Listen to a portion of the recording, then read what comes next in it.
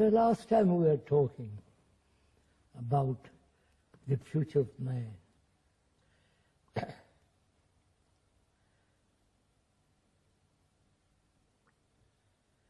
All the psychologists, as far as I can understand,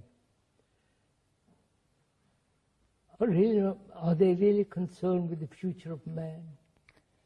Or are they concerned with the human being conforming to the present society, or going beyond it? Well, I think that most psychologists evidently want the human being to conform to this society, but I think some psychologists, some of whom will be listening to us, are thinking of going beyond that to transform the consciousness of mankind. Can the consciousness of mankind be changed through time? Yes. That's one of the questions we should discuss this evening. Yes, we have discussed it actually last time, and I think that what came out was that the consciousness of mankind, that with regard to consciousness, time is not relevant, that it is a kind of illusion. That we discussed the illusion of becoming. Yes. We are saying, aren't we, let's be clear, that the evolution of consciousness is a fallacy. As through time, right? Yes. Through time. Through now, time. Though physical evolution is not. Yes. Now, there is no, can we put it this way much more simply, there is no psychological evolution or the evolution of the psyche. Yes, and since the future of mankind depends on the psyche, it seems then that we cannot, the future of mankind is not going to be determined through actions in time, right? Time, that's right. And then that left us the question, what will we do, right? Now let's proceed from there. Yeah. Shouldn't we first distinguish between the brain and the mind? Yes, well, that distinction has been made, and it is not clear. Now, of course, there are several views. One view is to say that mind is just a function of the brain, and that is the materialist view. There's another view which says mind and brain are two different things. Yes, I think they are two different things. But they must be a contact between the two. Yes, relationship between relation. As we don't necessarily imply any separation of the two. No, first let's see the brain. Yeah. I'm really not an expert on the structure of the brain and all that kind of thing, but one can see one can observe one's own activity of the brain, that it is really like a computer that's been programmed and remembers. Well, it's certainly a large part of the activity is that way, but one is not certain that all of it is that way. No. And it is conditioned. Yes. Conditioned by past generations, by the society, by the newspapers, by the magazines, by all the activities and pressure from the outside. It is conditioned. Yes. Now, what do you mean by this conditioning? You see, what does it? It is programmed. It is made to conform to a certain pattern, lives entirely on the past, modifying itself in the future with the present and going on. Yes. Now, we've agreed that some of this conditioning is useful and necessary. Of course, we discussed that last time. Yes, and now, but the conditioning which determines the self, which determines the psyche. The psyche, or you call it the psyche. Let's call it for the moment the psyche. The self. The self, the psyche. That conditioning is what you're talking about. That may not only be unnecessary but harmful. Right? Yes, that's what we were discussing too. Yes. That the emphasis on the psyche, as we are doing now, and giving importance to the self, is creating great damage in the world. because it's separative, and it is, therefore, it is constantly in conflict, not only within itself, and with the society, with the family, and so on and so on. Yes, and it's also in conflict with nature. With the nature, with the whole universe, if you can call it. I think we discussed last time that the conflict arose because the division arising because thought is limited. Thought is limited. Being based on this conditioning, on this knowledge and memory, it is limited. Yes. Yes. And experience is limited, therefore knowledge is limited, memory and thought. Thought is limited, and the very structure and the nature of the psyche is the movement of thought. Yes. In time. Yes. Now I'd like to ask a question. When you discuss the movement of thought, it doesn't seem clear to me what is moving. You see, I discussed the movement of my hand. That is a real movement. It's clear what is meant. But now when I discuss the movement of thought, it seems to me we're discussing something which is a kind of illusion, because you have said becoming is the movement of thought. Becoming is entirely core. And that, therefore, if you say thought... That's what I mean, the movement in becoming. But that movement you're saying is in some way illusory, aren't you? Yes, of course. But it's rather like the movement on the screen, which is projected from the screen, camera. And we say that there's no object moving across the screen, but the only real movement is the turning of the projector. Now, can we say that there's a real movement in the brain which is projecting all this, which is the conditioning? So that's what I want to find out. Let's discuss that a bit. Yeah. We both agree or see that the brain is conditioned. And we mean by that really it's been impressed physically. Physically as well and as chemically. Genetically as well as psychologically. Well, what is the difference of physically and psychologically? Psychologically, it is centered in the self. Right? Yes. And the constant assertion of the self is the movement, is the conditioning. Yes, but insofar as we experience it, that's an illusion, right? We said that's an illusion. But there is some real movement happening inside. Say the brain, for example, is doing something. It's been conditioned physically and chemically. Chemically, yes. And something is happening physically and chemically when we are thinking of the self, right? Are you asking rather, the brain and the self are two different things? No, I'm saying the self is the result of conditioning the brain. Yes. And the self is conditioning the brain. Yes, but does the self exist? No. But the conditioning of the brain, as I see it, is involving with an illusion which we call the self. That's right. Can that conditioning be dissipated? Yes. That's the whole question. Yes, and it really has to be dissipated in some physical and chemical and neurophysiological sense, right? Yes.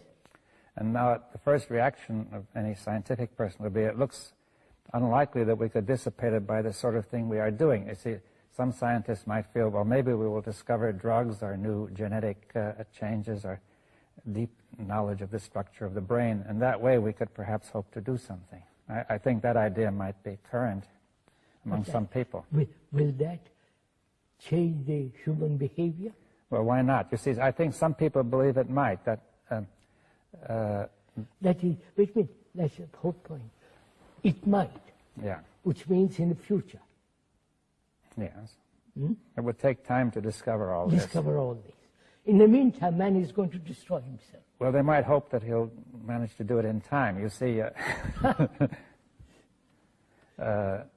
because they could also criticize what we're doing, saying the same point, saying what good can it do? You see, it doesn't seem to affect anybody, and certainly not in time to make a big difference. You see, See, that's a question that would arise. Suppose, for the sake of argument, that we're... We too have very clear about it. Yeah. In what way does it affect humanity? Mankind. And will it affect mankind in time to really save... Certainly not. Obviously not. Well, then why should we be doing it? Because this is the right thing to do. Independently. Independently. It has nothing to do with reward and punishment. Or with goals. Yes. As you do the right thing, even though we don't know what the outcome will be, right? That's right. Now, you're saying that there is no other way, right? We are saying that there is no other way. That's right. Yeah, so we should make that clear. Now, see, for example, some psychologists would feel that by inquiring into this sort of thing, we could bring about an evolutionary transformation of consciousness. Right? So now we come back to that point, that through time, yes, we hope to change consciousness. Yes.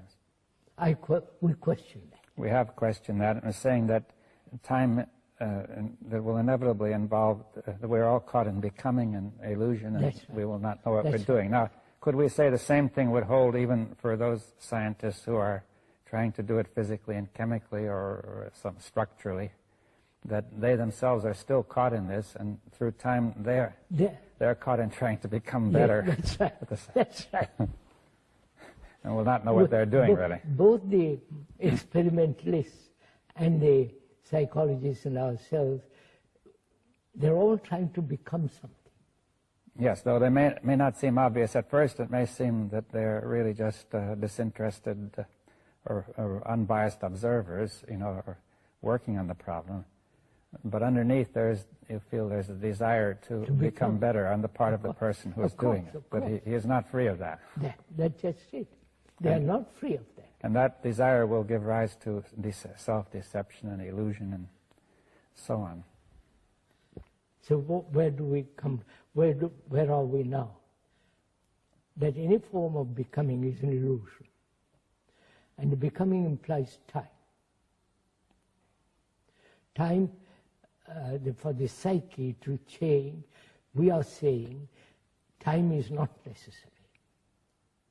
Yes. Now, that ties up with the other question of the mind and the brain. Now, see, the brain clearly is to be understood as an activity in time, as a physical, neurochemical, complex process. I think the mind is separate from the brain. Well, what does it mean, separate? That is, it's separate in contact. In the sense, brain is conditioned and the mind is not. Well, let's say the mind has a certain independence of the brain, is what you're saying, that even if the brain is conditioned, the other is not. Need not be conditioned. Now, on what basis do you say that?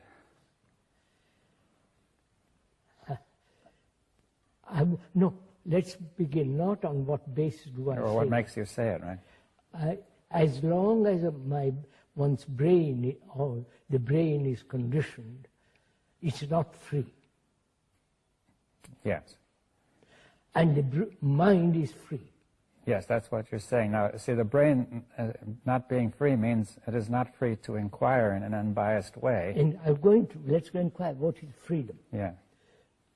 Freedom to inquire, as you point out, freedom to investigate, and it's only in freedom there is deep insight.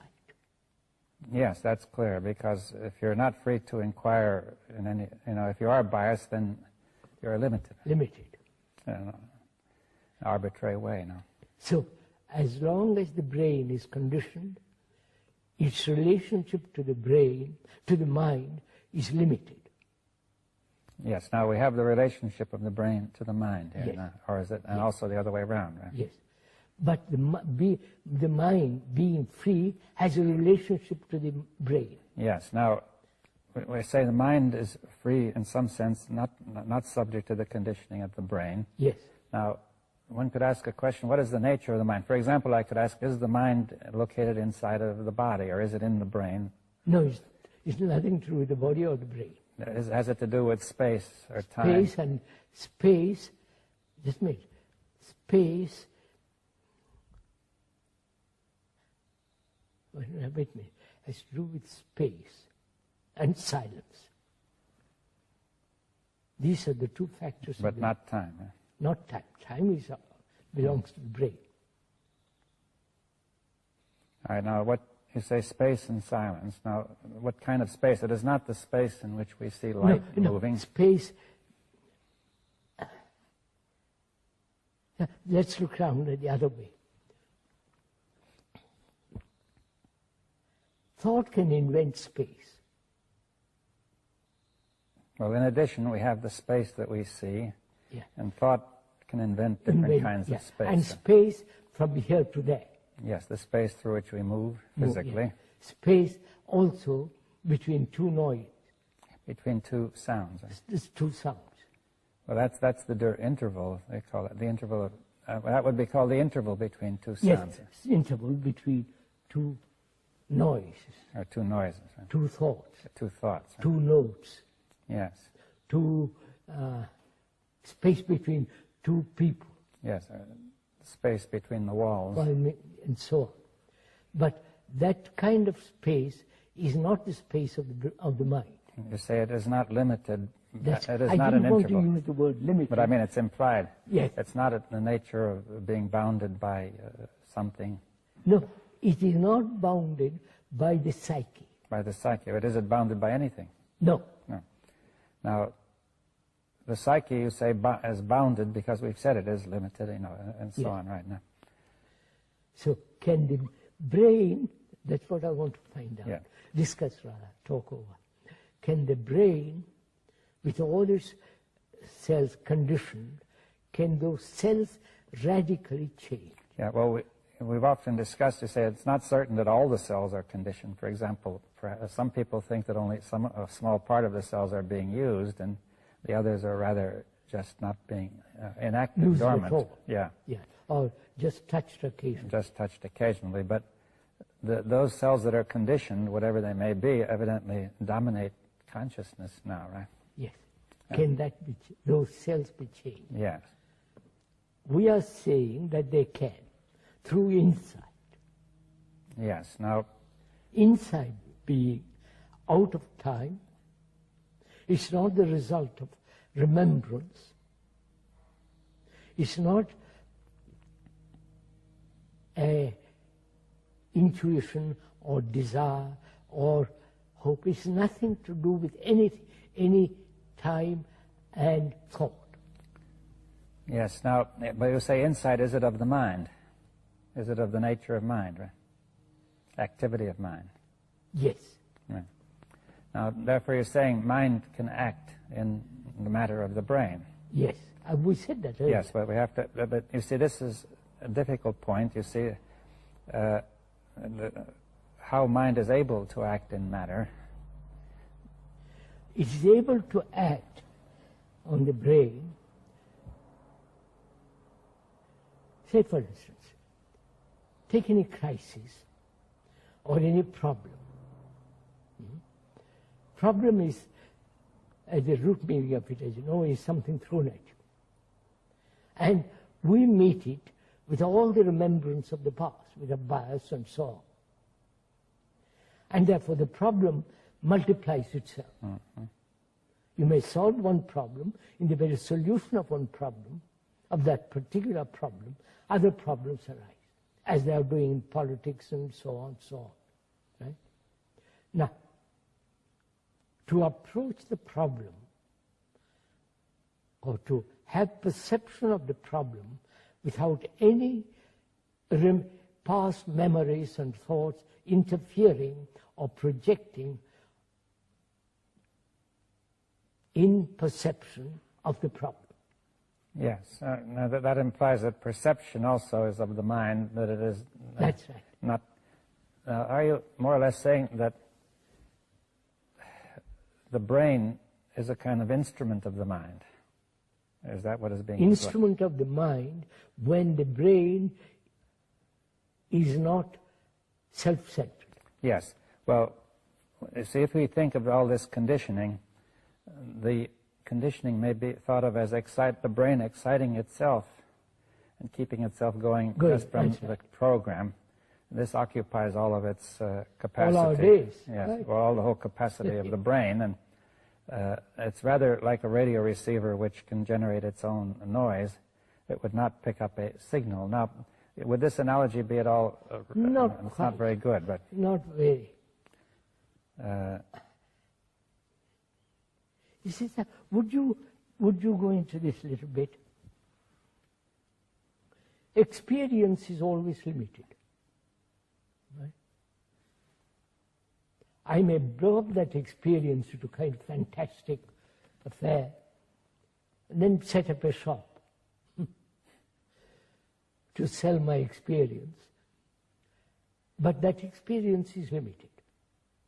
And so knowledge is always limited. And this knowledge is operating in the brain. This knowledge is the brain. Right? And thought is also part of the brain, and that thought is limited. So the brain is operating in a very, very small area. Yes, what prevents it from operating in a broader area? What is preventing it from operating in an unlimited area? Thought. No, but thought, the brain, it seems to me, is running on its own, from its own program, right? Yes, like a computer that's running on its own program. Yes. Now, essentially, what you're asking is that the brain that should really be responding to the mind. That it can only respond if it is free from the thought which is limited. Yes, so the program does not dominate it. You see, we are going to still need that program. Of course, we need for many things, yes, but the intelligence, which is intelligence from the mind then? Yes, intelligence is the mind. Yes, the mind. Because now that comes into, we must go into something else. Because compassion is related to intelligence. There is no intelligence without compassion. And compassion can only be when there is love, which is completely free from all remembrances, personal jealousies and all that kind of thing. Now, is all that compassion, love, also of the mind? Of the mind. And you cannot be compassionate if you are attached to any particular experience or any particular idea. Yes, well, that's again the program that is just holding you. Yes. But say, for instance, there are those people who go to various poverty-ridden countries and work, and they call that compassion. But they are attached or tied to a particular form of religious belief. And therefore, that's merely pity, sympathy, but it's not compassion. Yes, well, I understand that we have here two things which can be somewhat independent. There's the brain and the mind, though they make contact. Now then, and intelligence and compassion, we say, come from beyond the brain. Now then, I would like to go into the question of how they are making contact, you see. That is... contact can only exist between the mind and the brain when the brain is quiet. Yes, that's the condition for making it. That's the requirement for making it. Now then, the brain has got to be quiet. Now, quiet is not a trained quietness. Not a self-conscious, meditative desire for silence. It's a natural outcome of understanding one's own conditioning. Yes, and one can see that if the brain is quiet, then it can, you could almost say it can listen to something deeper, right? Deeper, that's right. Then if it is quiet, it's related to the brain. Yes. Then to the mind. Then the mind can function through the brain. Now, I think that it would help if we could see, with regard to the brain, whether it has any activity which is beyond thought. You see, for example, one could ask, is awareness part of a function of the brain? As long as awareness in which there is no choice, I'm aware. And in that awareness, I choose. Yes, well, I think that may cause difficulty. You see, what is wrong with choice? Choice means confusion. It's not obvious just from the word. You see that. Of course, to choose between two things. Yeah, now I could choose whether I buy one thing or I another. can choose between this table and that table. Or choose the colors when I buy Yeah, the table. this better table. That's not so. That apparently need not be confused. Huh? If I choose which color I want, I don't see why that has to be confused. There's nothing wrong. Yeah, now. There's no confusion there. But the choice about the psyche, it seems to me, is where the confusion is. We are talking about the psyche. Yeah, one tends to, the language tends to carry away, you see. Yeah. And we're talking of the psyche that chooses. Yes, that chooses to become, really. Yeah, chooses to become, and also choice exists where there is confusion. Yes, well, you're saying out of confusion, the psyche makes a choice to become one thing or another. Yeah. Right? That being confused, it tries to become something better. Right? And choice implies a duality. Yes, but now it seems at first sight we have another duality you've introduced, which is the mind and the brain. No, that's not a duality. Yeah, well, that's important to get clear. That's not a duality. Yes, what is the difference? All right, let's take a very simple example. Human beings are violent. And this has been, non-violence has been projected by thought. And that is the duality, the fact and the non-fact. Well, you're saying there's a duality between a fact and some mere projection which the mind makes. The ideal and the fact. Yes, and the ideal is unreal and the fact is real. That's it. The ideal is not actual. Yes, that's it, not actual. And you say the division of those two you call duality, but why do you give it that name? Yeah. Because they're divided. Well, at least they appear to be divided. Divided, and we are struggling, as all, say for instance, the totalitarian communist ideals and the democratic ideals, they are the outcome of thought and so on, which is limited, and this is creating havoc in the world. Yes, so there's a division which has been brought in, but I think we were discussing in terms of dividing something which cannot be divided, right? We're trying to divide the psyche. Right? Violence cannot be divided into non-violent. Yeah. And the psyche cannot be divided into violent and non-violent. That is it is what it is. It is what it is. So if it's violent, it cannot be divided into a violent and a non-violent part. Right? So that's very good. So can we remain with what is, not with what should be, what must be, and invent ideals and all the rest of it? Yes, but could we return to the question of the mind and the brain now? That we're saying that is not a division. Oh no, that's not a division. They are in contact, is that one?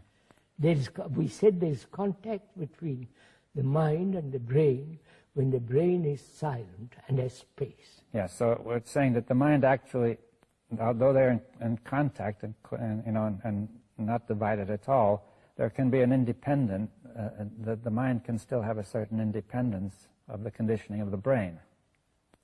Now careful, sir. Yeah. Careful. Let's see. Suppose my brain is conditioned, being programmed as a Hindu. And I function, act, my whole life is conditioned by the idea that I'm a Hindu. Mind, obviously, has no relationship with that condition. Now, when you're using the word mind, it means it's not my mind or... Oh, mind. You're discussing mind universally or generally. Yeah. It's not my brain either.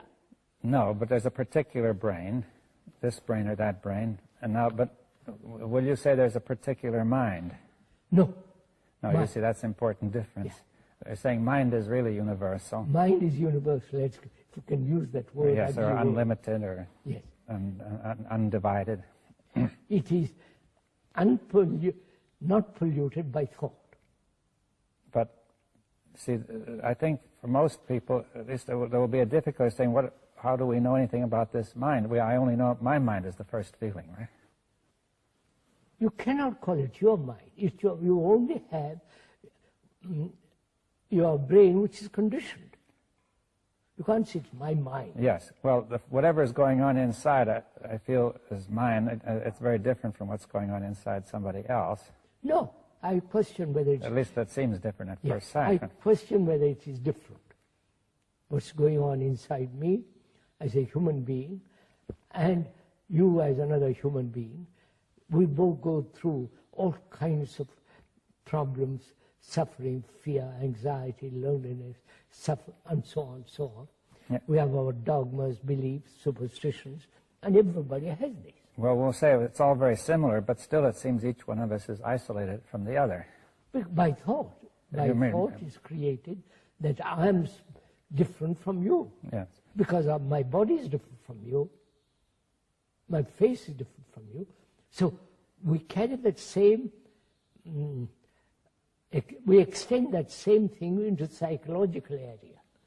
Yes, we've discussed that. But now, if we say, all right, that division is an illusion, perhaps, now then... no, not perhaps. No, let's say it is. It's an illusion, all right, now, although it is not obvious when a person first looks at it. Of course. Now then, and we say mind... Not only in reality, even brain is not divided, because we're saying that we're all not only basically similar, but really connected, right? And then we say beyond all that is mind, which has no division at all. It is unconditioned.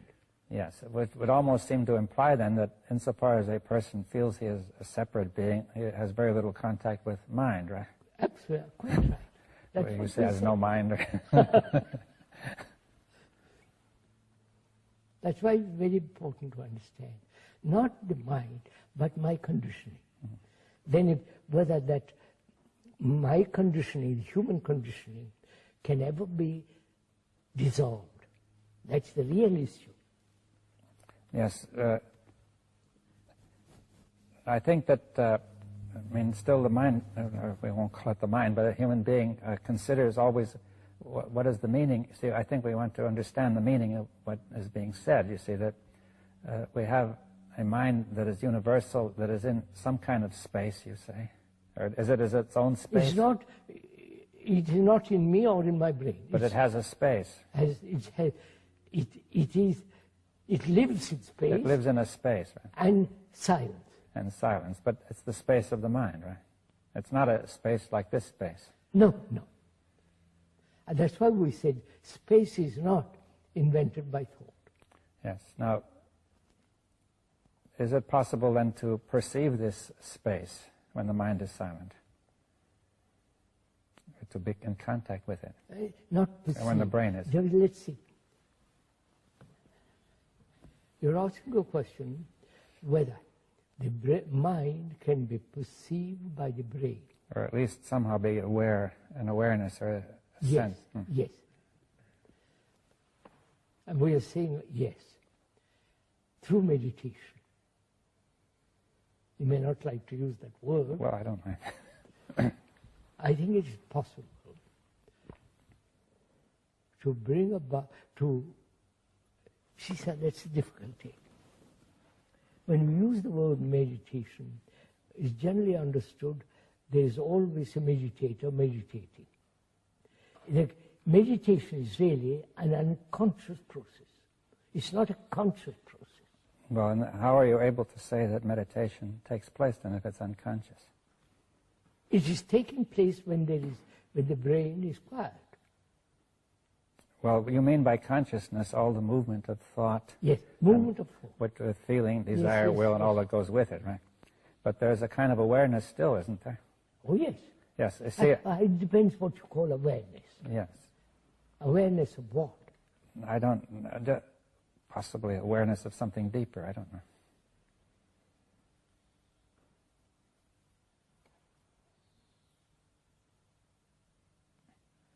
see again, when we use the word dipa, it's a measurement. I know, I would use. Well, let's not use that, but let's say that some kind of the brain is not. See, there's a kind of unconsciousness which you're simply not aware of at all. A person may be unconscious of some of his, his problems, his conflicts. Let's go at it a little bit more. If I do something consciously, it's the activity of thought. Yes. Right? Yes, it's thought reflecting on itself. It's the activity of thought. Now, if I consciously meditate, practice, do all this kind of what I call nonsense, then you are making the brain conform to another series of patterns. Yes, it's more becoming. It's more of becoming. That's right. Yes, you're trying to become better. There is no illumination by becoming. You can't be illumined, if I can use that word, by saying I'm going to be a chief. Yes, but now it seems very difficult to communicate something which is not conscious, you see. That's the difficulty. But it's not just being knocked out, or a person is unconscious if he's knocked out too, but you don't mean that. No. Or under anesthetic, or... No, let's put it that way. Conscious meditation, conscious activity to control thought, to free oneself from conditioning, is not freedom. Yes, I think that's clear, but now it becomes very unclear how to communicate what else, you see. That. Wait a minute, how can I tell, you want to tell me what lies beyond thought? Or when thought is silent. Silent. What words would you use? Well, I suggested the word awareness. Or what about the word attention? I don't know. Attention is better for me. Yes.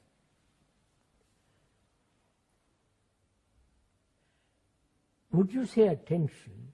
In attention, there is no center as the me. Well, in the kind of attention you're discussing, I mean, there is a kind, which is the usual kind, where we pay attention because of what interests me, right? Attention is not concentration. Yeah, that is concentration. But yeah. Now, we're discussing a kind of attention without this me present, which That's right. Which is not the activity of the conditioning. Not the activity of thought. Yeah. In attention, the thought has no place. Yes, but could we say more? What do we mean by attention?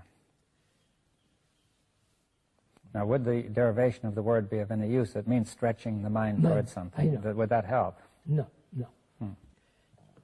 Would it help if we say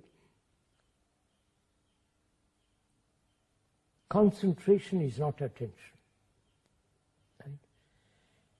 Effort is not attention. When I make effort to attend, it's not attention.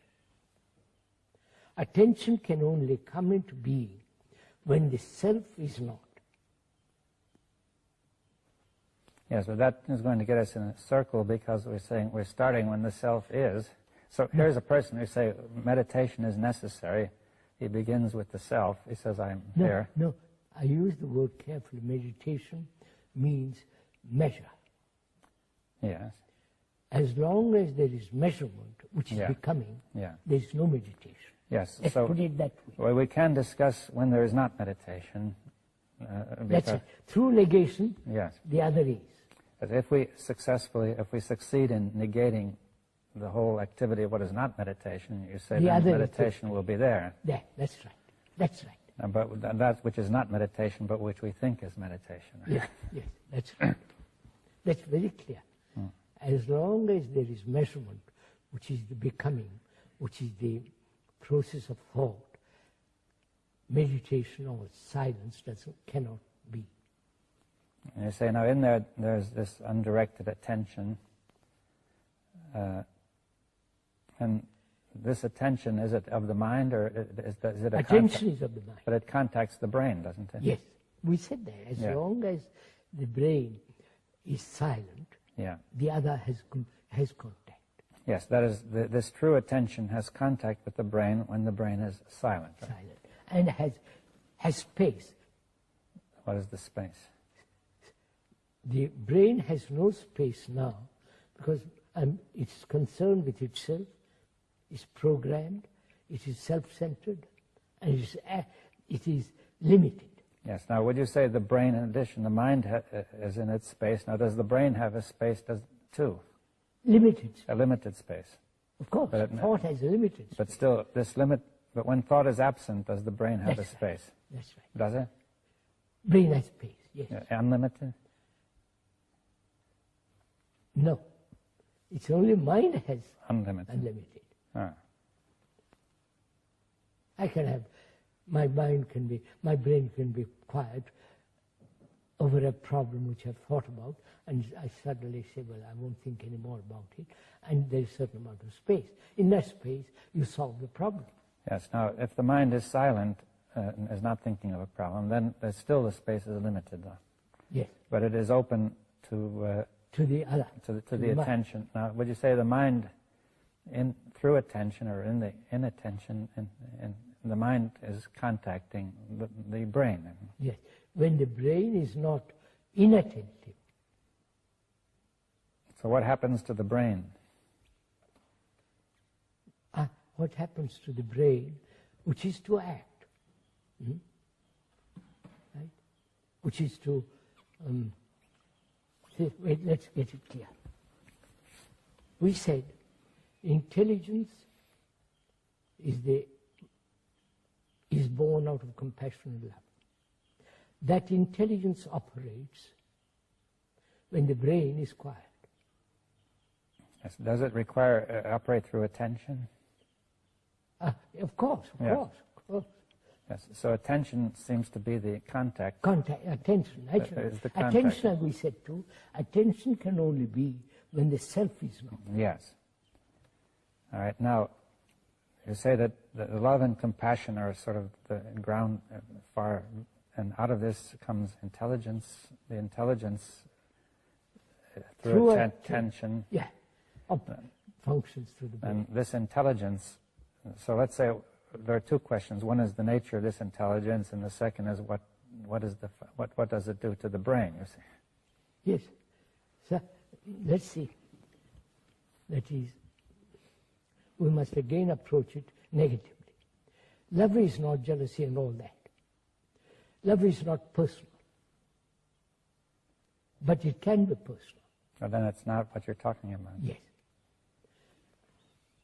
Love is not my country, your country, my God, I love my God. No, it's not that.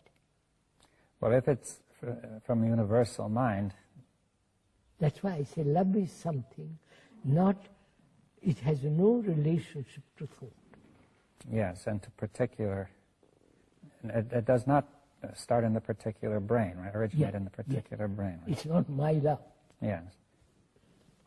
When there is that love, out of that there's compassion and there's intelligence. Yeah. Now this intelligence, right? We have the nature of this intelligence. That is what this intelligence is able to, if I could use the word understand deeply. I don't what. No, not understand. Well, what something. Well, let's look at it. Let's see. What will it do? Does it perceive? Through perception it acts. Yes. Now, what is that? But see, perception of what? Perception. Now let's discuss perception. Mm-hmm. There can be perception only when it's not tinged by thought. When it's not tinged or when there is no interference from the movement of thought, there is perception, which is direct insight into a problem. Yes. Now, or into human complex. Yeah. Now, this perception originates in the mind. does the perception originate in the mind? Let's look at it.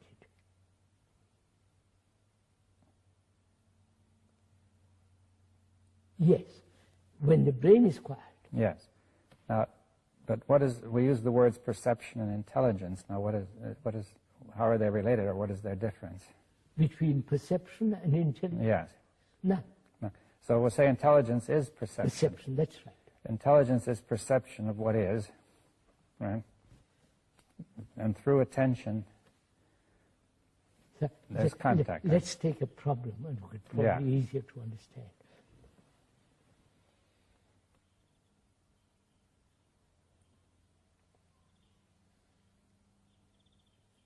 Take a problem of suffering.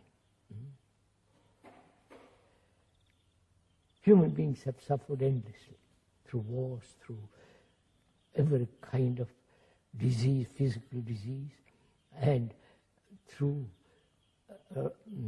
wrong relationship with each other. Man has suffered greatly. Now, can that end? Yes. Well, I say that is the difficulty of ending that is that it's on the program. We're conditioned to this whole thing, right? Whole thing. And it's physically and chemically We registered. are conditioned. Yes.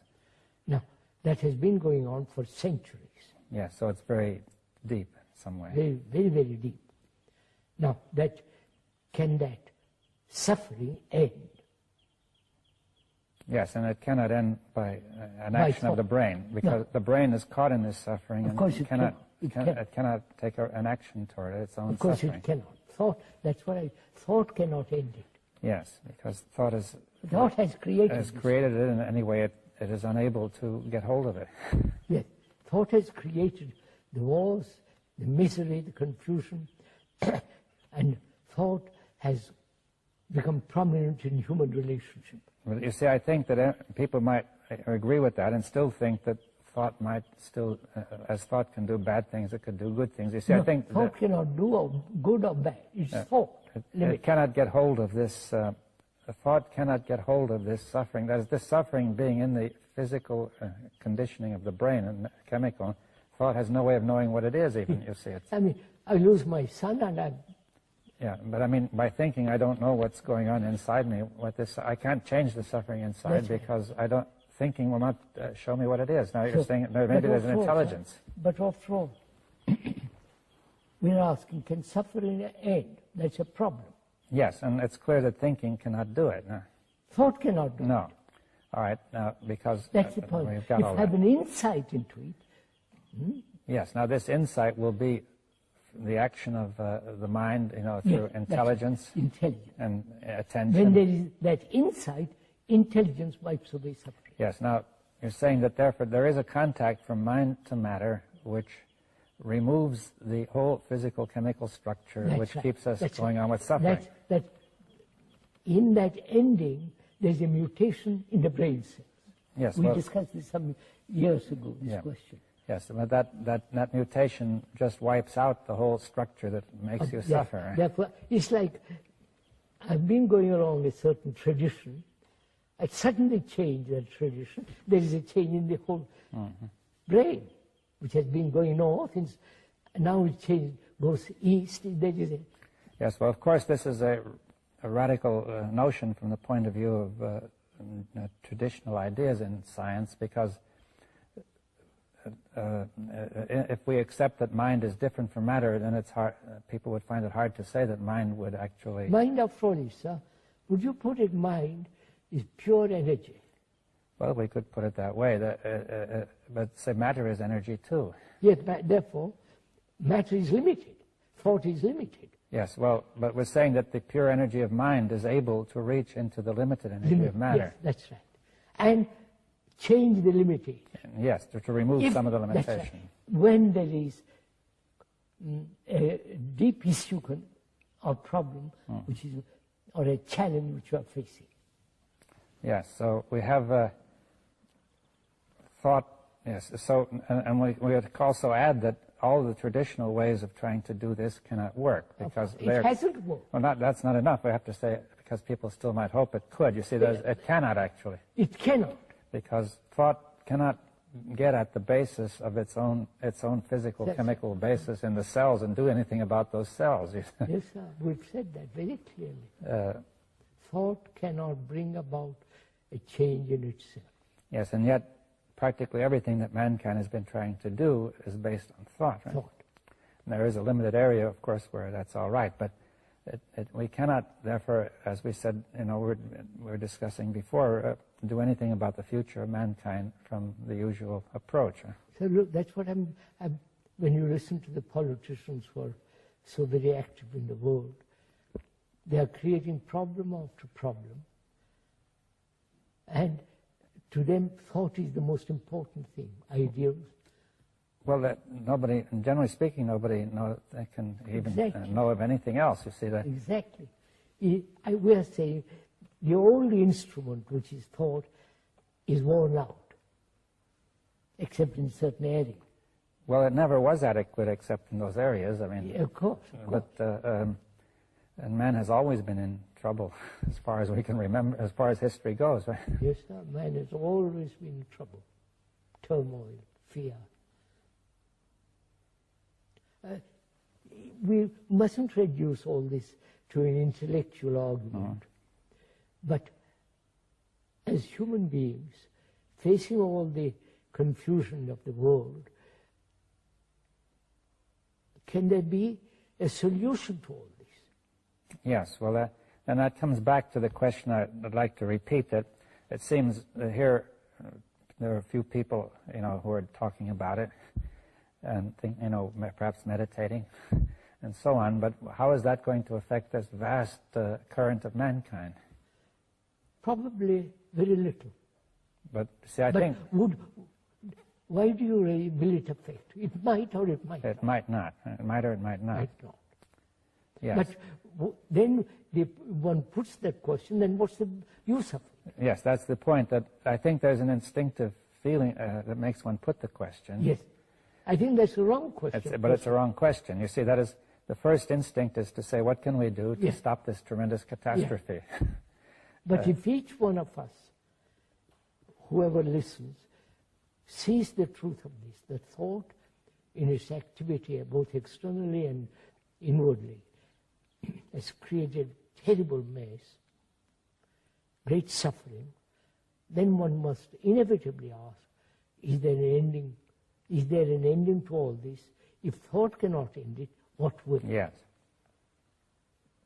What is the new instrument that will put an end to all this misery? See, there is a new instrument, which is the mind, and so on and so on. Yes. Which is intelligence. But, you see, the difficulty is also people won't listen to all this. They have come to definite conclusions, both the scientists and the ordinary layman like us. They won't listen. Yes, well, that is the sort of point I had in mind when I said that a few people don't seem to have much effect. I think, after all, few people have changed the world. Hitler was whether good or bad, that's not the point. But he didn't change it fundamentally. No, he had changed the world superficially. Yeah. The revolution of the Bolsheviks, the communists, has changed, but they come to the same pattern again. Physical revolution has never changed psychologically human state. Well, do you think it's possible that say a certain number of brains coming in contact with mind in this way will be able to have an effect on mankind which is beyond just the immediate obvious effect of their communication? That's right. I mean, obviously, whoever does this may communicate in the ordinary way, and that have a small effect. But now this is a possibility of something entirely different, right? See, I've often thought about how do you convey to all this rather subtle and very complex issue, how do you convey all this to a person who is steeped in tradition, who is conditioned, and won't even take time to listen, to consider? Yes, well, that is a question. You see, one point you could say is that this conditioning cannot be absolute, an absolute block, or else there would be no way out at all. But the conditioning may be thought to have some sort of yes. permeability. I mean, after all, the Pope won't listen to us. But the Pope has tremendous influence. But is it possible that every person has something he can listen to if it could be found? If he takes little patience, yeah. Who will listen? The politicians won't listen. The yeah. idealists won't listen. The totalitarians won't listen. The deeply steeped religious people won't listen. So perhaps, sir, that's the whole point. So-called ignorant person, not highly educated and conditioned in his professional career, money, the poor man who says, I'm suffering, please let's end that. Well, but he doesn't listen either, you see. He wants to get a job, Yeah, of course. He said, feed me first. We have been through all this for the last 60 years. The poor man won't listen, the rich man won't listen, the learned won't listen, and the deeply dogmatic religious believers don't listen. So that perhaps it's like a wave in the world, it might catch somebody. I think it's a wrong question to say, does it affect? Yes, all right. We say that brings in time, and that's becoming, a cycle. It brings in the psyche in the process of becoming again. But if you say it must affect mankind. Well, but are you proposing that it affects mankind through the mind directly rather than... Yes, yes. That we're taking very seriously this... It may not show immediately in action. Yes, you're taking very seriously what you said, that the mind is universal and is not located in our ordinary space. Yes. It is not separate. It is not... You see, sir, there is a danger in saying this, mind is universal. That's what some people say, the mind. Mm-hmm. And it's become a tradition. Well, you can turn it into an idea, of course. Yeah, of course. That's just the danger of it. That's what I'm saying. Yes. But what you're saying is that, well, really the question is, we have to come directly in contact with this to make it real, right? That's it. They can only come into contact with it when the self is not, to put it very, very simply. And therefore, when the self is not, there is beauty, there is silence, space, then that intelligence which is born of compassion operates through the brain. It's very simple. Yes. But would it be worth discussing, the self, the question of how, since the self is active, I know. Widely... but that's our long tradition of many, many, many centuries. Now, is there some aspect of meditation which can be helpful here when the self is acting? See, suppose this person says, okay, I'm caught in the self, but I want to get out, but I want to know, what shall I do? You see that? I won't use the words "what shall I do," but I mean, what do you say? That's very simple. Is the observer different from the observed? Well, suppose we say, yes, it appears to be different. Then what? No, is that an idea or an actuality? No, wait, what do you mean? Actuality is when there is no division between the thinker and the thought. Yes, but suppose I say ordinarily one feels the observer is different from the observed. I say we begin there. I begin there, I'll show you, look at it. Are you different from your anger, from your envy, from your suffering? You're not. Yes, at first sight it appears that I am. You see that I might try to control it, right? And not or that or justify you are that. It. Yes, how will I see that I'm that? You are your name. You are your form, body. You are all the reaction and actions. You are the belief, you are the fear, you are the suffering and pleasure. And all. You are all that. Yes, but the first experience is that I am here first, and that those are properties of me. They're my qualities, which either have or not have. I might be angry or not angry. I might have this belief or that belief. Contradictory, you're all that. But you see, it's not when you say I am that, do you mean that I am that and cannot be otherwise? No.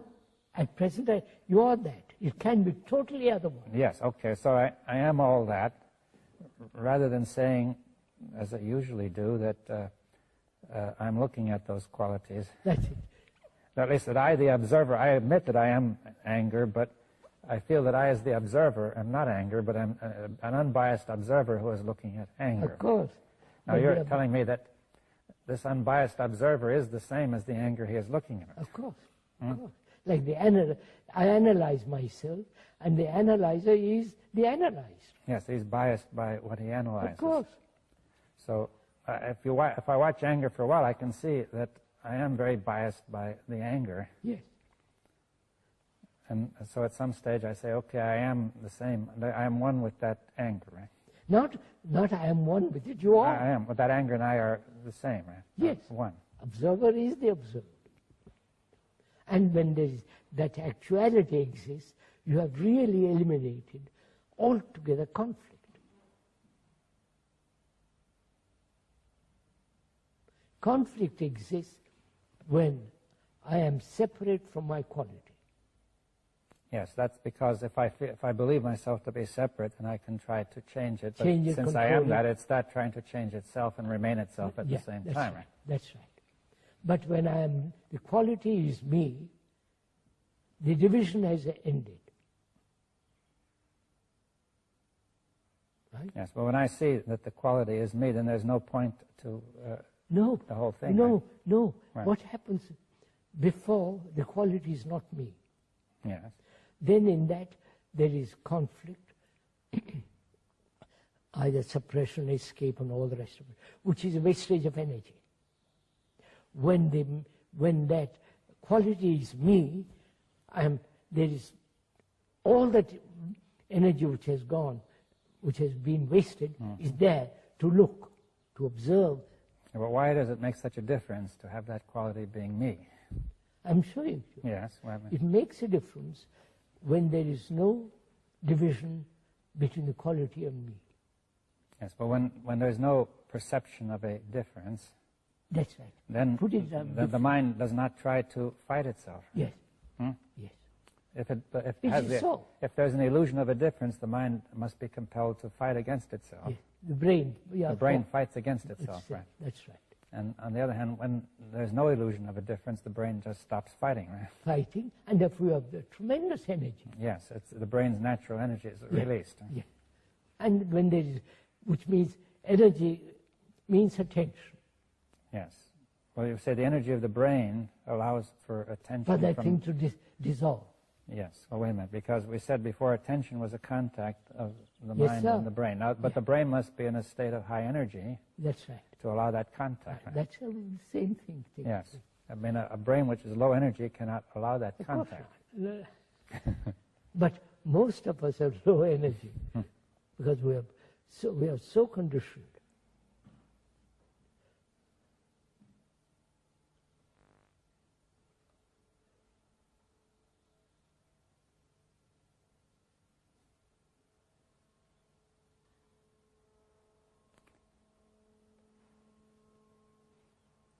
Well, essentially, you're saying that this is the way to start, then. Yes, sir. Start simply. Yes. Start with what is, what I am. That's why self-knowledge is so important. Self-knowledge is not an accumulated process of knowledge which then looks at. It's a constant learning about oneself. Yes, so if you call it self-knowledge, then it's not knowledge of the kind we talked about before, which is conditioning. That's right. Knowledge conditions. But you're saying that self-knowledge of this kind is not conditioning. That's but why do you call it knowledge? Is it a different kind of knowledge? Yes.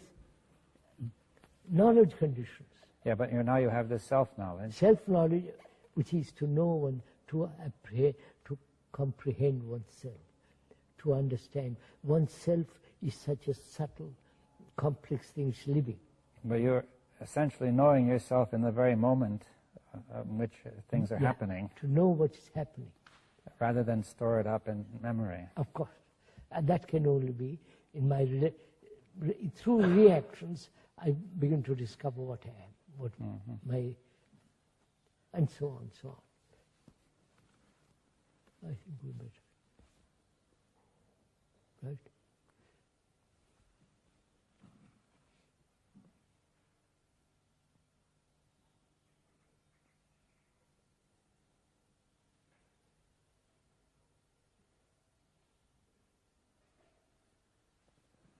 You're going tonight.